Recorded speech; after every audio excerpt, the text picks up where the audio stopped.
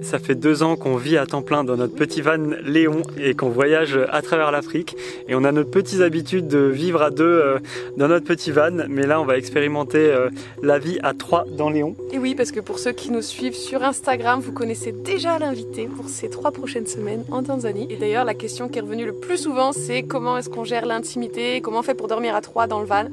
Donc on vous explique tout ça dans cette vidéo et on vous emmène en road trip en Tanzanie.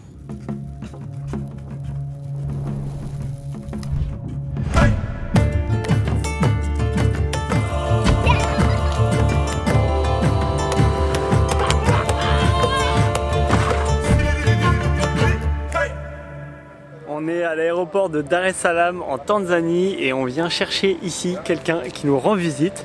Ça fait 1 semaine à peu près qu'on est à Dar es Salaam. On a pris un peu du temps pour s'occuper de Léon, pour changer la courroie de distribution. Je vous avais partagé tout ça sur Insta, donc merci beaucoup à tous pour vos conseils. Finalement, j'ai pas remonté la courroie d'équilibrage pour éviter les problèmes futurs. On a pas mal roulé depuis et tout va bien. C'est mon frère qui arrive de France là, donc il va rester avec nous 3 semaines. On va se faire un bon gros road trip tous les 3 dans Léon.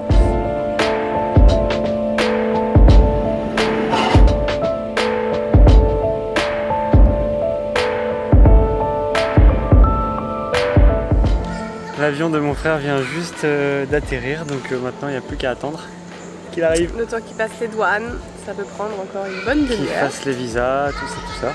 Alors ce qui est marrant ici, c'est que dans l'aéroport, il n'y a personne qui porte le masque, puisque en Tanzanie, il n'y a pas de coronavirus, il n'y a pas de Covid.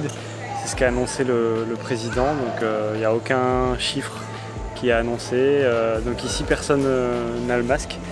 Et donc là on va voir tout le monde qui va débarquer de l'avion et ils vont tous sortir avec le masque. Juste derrière la vitre là on voit les bagages et en fait à la sortie ils scannent les affaires des gens qui arrivent. Et on a un petit peu peur quand même parce que mon frère ramène dans ses bagages des pièces pour Léon, des nouveaux moyeux pour les roues avant. Donc on espère qu'ils vont pas trop l'embêter avec ça. Nous on n'a pas à payer de taxes parce que c'est pas une importation définitive, c'est temporaire. Parce qu'on va requitter le pays avec les pièces, mais ils peuvent quand même nous embêter, donc on espère que ça va aller quand même. Il est là! Il est là! Il a récupéré ses affaires. Nickel! Ici, il n'y a pas de masque. C'est quoi, mais nickel! Les bagages, tout ça me fait bien. 2 sièges à côté de moi qui étaient vides, gros. Alors ça a pris un peu de temps les... Parfait. Les formalités administratives, c'est ambiance à l'africaine. Avec Magic System, faut pas être trop pressé. Ils m'ont offert un petit caramel breton au beurre salé. Moi, je voulais que je t'amène des confitures et tout, mais j'ai dit, attends, mais moi j'ai des moyeux à transporter. J'ai des moyeux, j'ai une tente, j'emmène pas de slip. Hier soir, on a dormi dans un hôtel après avoir récupéré Hugo. Donc là, on reprend la route et on essaye de quitter Dar es Salaam. Donc on est dans les embouteillages pour l'instant.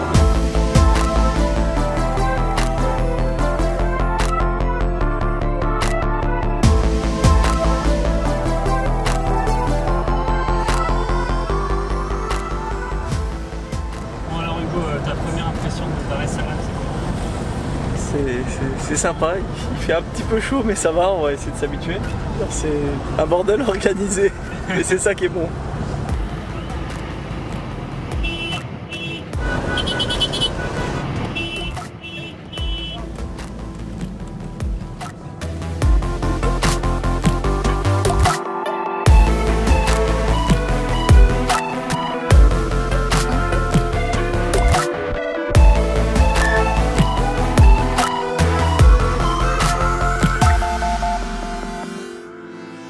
Hugo est arrivé depuis 2 jours et ça y est, on se met à la mécanique. Il nous a ramené de France des moyeux manuels. Les moyeux automatiques ils commencent à être un peu pétés, ils se désactivent pas très bien. À quoi ça sert ces moyeux? En fait ça permet de passer du mode 2 roues motrices au mode 4 roues motrices pour le van, donc 4x4. En temps normal on roule tout le temps en 2 roues motrices et parfois quand on a une piste difficile, un peu de franchissement à faire, on passe le mode 4x4. Les moyeux automatiques, ils sont censés passer automatiquement en mode 4x4. Le problème c'est que c'est vraiment super fragile, il y a plein de mécanique à l'intérieur. Et une fois que tu es tanké en 2 roues motrices, quand tu passes le 4x4, il faut qu'il s'active automatiquement et c'est vraiment pas bon pour cette mécanique. alors que ces moyeux manuels, il faut les tourner à la main. Donc il faut passer de 2 roues en 4 roues à la main. Donc en fait il faut descendre du véhicule, tourner pour pouvoir passer en 4x4. C'est vraiment un organe hyper simple et ça va permettre d'avoir quelque chose qui est fiable et qui va pas casser, parce qu'il y en a déjà un des deux qui passe pas bien en 4x4 et du coup c'est super chiant. Marion vient de faire du café, donc là on va se mettre à la mécanique. En plus des moyeux, on va changer les soufflets de direction, donc ça je les ai trouvés à Dar es Salaam, donc c'est nickel. Et Hugo vient de me dire qu'il y a de l'eau. Ouais, il y avait un peu de flotte, j'ai poussé le soufflet et là il y a de l'eau qui a coulé par terre, donc bon, il était temps. Bon, on a mis le cri juste là, on a mis une planche de bois mais c'est un peu sableux, la planche elle est complètement rentrée, pas de chandelle, j'espère que ça va le faire.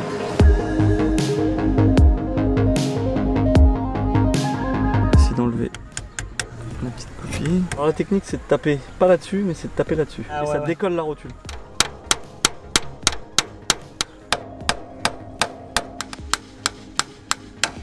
C'est bon. Donc là on démonte la petite rotule. Donc là on lui tire dessus et voilà. Il n'y a pas de jeu dans la rotule là? Voilà, ah il y a un peu de jeu. Ouais, quand même il y a un jeu. Ouais.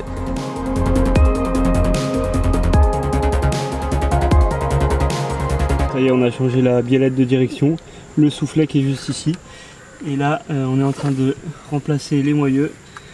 On serre les vis, il n'y a plus que ça à mettre. Et c'est bon. Ça y est, on a changé les moyeux. Marie m'a dit, moi aussi je fais des trucs. Elle fait le plein d'eau. Bon, elle a l'air bien, elle est propre. Ouais, je sais pas si on va la boire ou pas. Tu veux que je mette une goutte de javel et on la boit? Vas-y, ouais. J'ai pas demandé si c'était potable. Ouais, faudra demander. Ça fait un moment qu'on est à Dar es Salaam là, et du coup dans les capitales on évite de boire l'eau qu'on trouve à peu près n'importe où. Donc ça fait 2 semaines qu'on boit de l'eau en bouteille.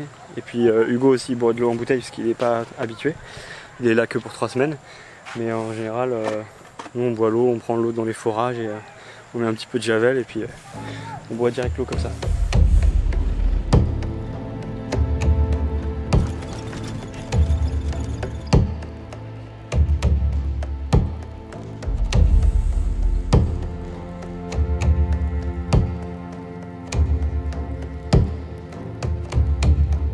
Bon, Marion est montée derrière, c'est au tour d'Hugo. C'est la première fois que je conduis en Afrique. C'est cool, les vacances commencent, plus besoin de conduire. Toi ça va, ça te dérange pas de conduire? Impeccable, sur les pistes, c'est génial, que du bonheur.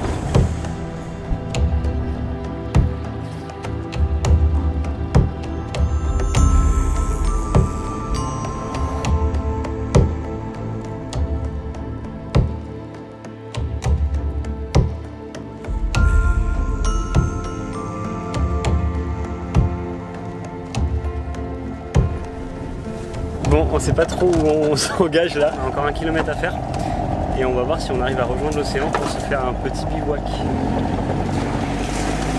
En neuromotrice, ça passe tout seul. Oh loulou!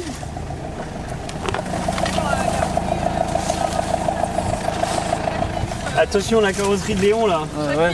fais gaffe là, il est tout neuf. Je mets 4 roues motrices et là on descend, on met les moyeux. Hop là, un de chaque côté. Tac. Parce que là on arrive sur la plage. Je remets ma tongue parce qu'il y a Et un souci. c'est sableux. Ah, t'as cassé ta tongue. On va t'acheter des vrais tongs. Ça c'est les tongs de Maasai, c'est les tongs en pneus. Et voilà les cocotiers. Waouh, ça a l'air pas mal ça. Oh, c'est tellement stylé.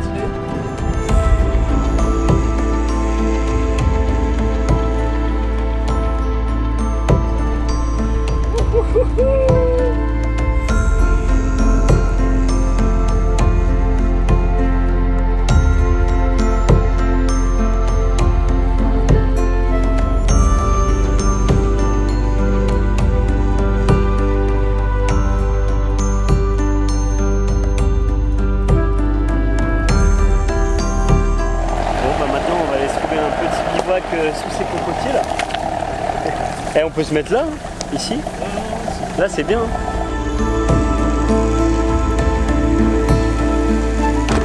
On est pile poil entre les cocos pour pas se les prendre dessus.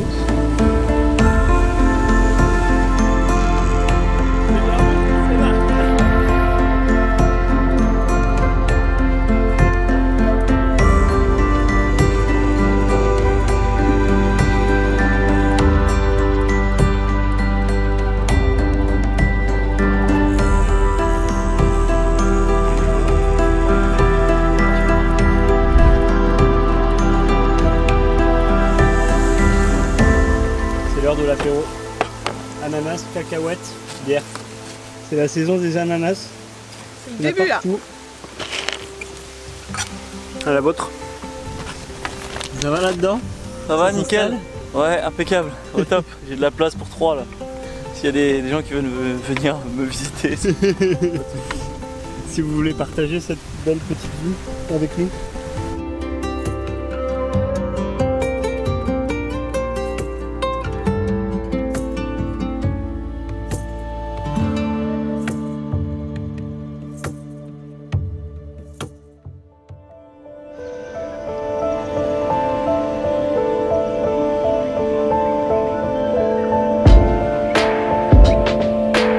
Hugo il est parti voir les gars qui montent au cocotier. On va aller voir ce que ça donne. Et là, il fait une vidéo. Ils sont dans les arbres là-bas. On est avec Saïdi qui nous emmène. Il est allé demander aux gars si on avait le droit de les prendre en photo, de les filmer. Et bon, les gars, ils ont pas trop voulu. Il y a une moto qui passe sur la plage. Et du coup, il nous dit, mais moi aussi, je sais monter sur les cocotiers. Donc, on va à un autre endroit un peu plus loin sur la plage. Tu veux essayer de monter au cocotier, quoi? Ah, j'ai envie, ouais, j'ai envie d'essayer. Saïdi il habite dans le village ici au bord de l'océan. Il n'y a pas de job ici, c'est hyper dur de trouver du travail et donc le seul truc qu'il peut faire c'est qu'il va dans une autre ville là où on était hier, à Bagamoyo. Il y a du bois qui arrive par camion et ensuite il charge le bois depuis les camions sur des voiliers qui vont à Zanzibar. Donc c'est une île qui est à 50 km par là. C'est un travail vraiment très difficile. Hier on y était et bah, les gars qui font ça en général ils aiment pas qu'on les filme donc on les a pas filmés. Et c'est assez impressionnant de voir qu'ils emmènent du bois par voilier quoi. Et c'est même pas alors qu'il y a des bateaux motorisés qui vont et tout mais enfin les touristes vont avec un bateau motorisé et le bois c'est par voilier quoi. Ok. Il faut que tu montes jusqu'en haut Hugo.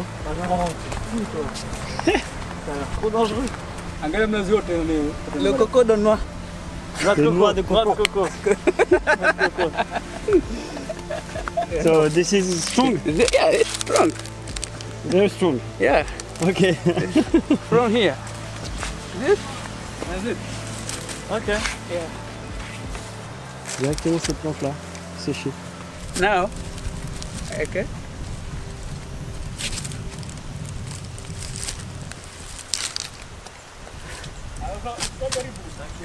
Ok. Allez, la main pour tenir en bas. J'essaie de m'imprégner de la technique pour arriver à le refaire, mais ça a l'air facile comme ça, mais je sens que c'est plus compliqué qu'il n'y paraît. Non mais oui, ça a l'air hyper facile mais... Mon ami, you have to catch extra. Ah oui, puisqu'il va faire tomber les noix de coco. Faut que je me recule. Impressionnant. J'ai la pression là. Ok. Yes. T'as déjà fait un méthode avec la corde? Non, avec la corde, j'ai jamais fait. Ah oui, comme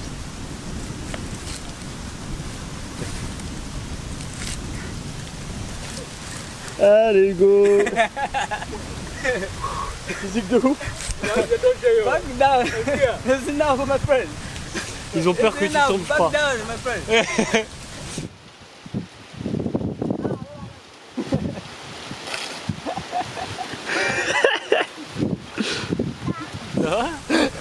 C'est physique. Oh, là je glisse un peu. J'ai la jambe qui tremble, regarde ma jambe là. Vas-y, à moi je vais essayer avec ce truc. Donc là Anatole vient d'enfiler la corde et il va tenter de monter. Yes. On voit que ça fait 2 ans qu'il est en Afrique. Là on a des motards à côté de nous qui se sont arrêtés pour nous prendre en photo parce que je crois qu'ils sont surpris de voir un touriste qui grimpe dans le cocotier. Ah, c'est fatigant de ouf. Vous montez maintenant? Ouais. Vous êtes We can petit. drink the juice. Yes. Voilà. Amen, pakan itakuja kwa hapa tukundoke kwa hapa. C'est meilleur quand ça vient de tomber de l'arbre. Moi je viens juste de redescendre de l'arbre. Ça paraît pas, ça fait genre 6 mètres de haut peut-être. Le braco. Ah ouais. Je suis KO, Oh, c'est fatigant. Hein. Oh. Oh, thank you. Les plus hauts là, ils font je pense 15 mètres, peut-être 20 mètres même. Ah bah je suis moins de force que lui je crois. En fait, il faut faire ça et après il faut tourner la machette comme ça. Voilà, ouais, comme ça. Voilà, mais c'est dur, hein. Faut forcer quoi. Ouais. C'est pour ça, ça a l'air facile quand ils font, mais. Voilà,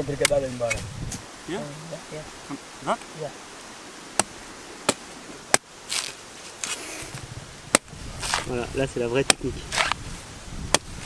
Pourquoi elles sont pas en coco qu'on a en France en commerce? Bah, la coco qui est en France, elle est à l'intérieur de ça là. Ouais, il n'y a plus la peau. Ah, là tu vois ici, ça c'est la coque. Ouais, c'est qu'après elle noircit, hein. Elle devient marron. Ouais, quand elle mûrit. D'accord. Là elles sont fraîches en fait.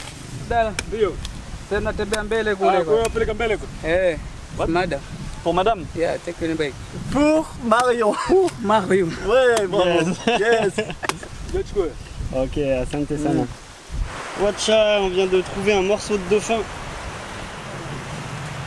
Oh, c'est dégueulasse. Pour pas Mario.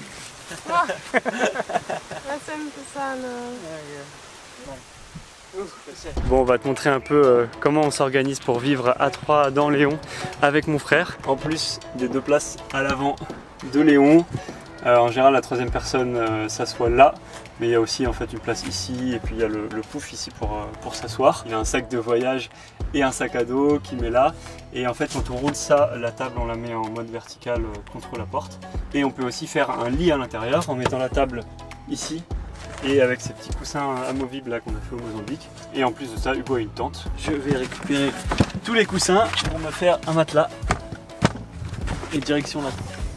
Donc ensuite je mets comme ça, un ou deux dans la longueur, comme ça évite qu'il s'écarte quand je dors. Puis là c'est un petit peu plus large au niveau de la tête. Okay. Ensuite j'ai un oreiller Décathlon pliable qui est vachement bien, qui prend pas beaucoup de place. Hop là.